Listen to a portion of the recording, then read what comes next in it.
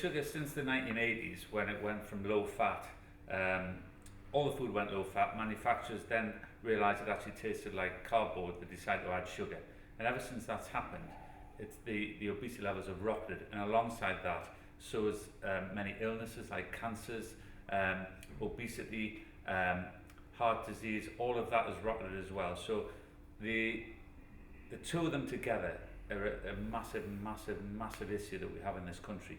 The obesity levels are huge, diabetes levels are huge, not only with adults but with the kids now. And I know in the northeast, South Tyneside has one of the highest levels of diabetes in children in the country, which is frightening.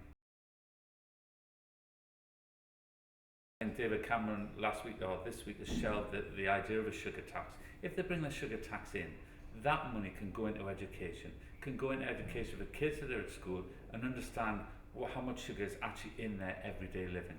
But not only that, not only with the kids, you've got to bring the parents in, because up to the age of 10, or probably 10, 11 years old, the food that goes in that child's mouth at home is bought by the parents. They have got to understand just as much as the children how dangerous it is. We don't want the next generation to be brought up like us, where the obesity levels are just getting worse and worse and worse. It's got to be pulled back. Now the labelling, when you look at things, you need a degree to understand it. And for me, I think that there should be in spoonfuls of sugar is how much is in that product. It would make it so much easier. Everybody would understand it and they'd know how much sugar they're actually consuming. And I think that would be a good start. Then I think the government need to bring in this sugar tax, and I think the manufacturers need to understand that they continue to do this.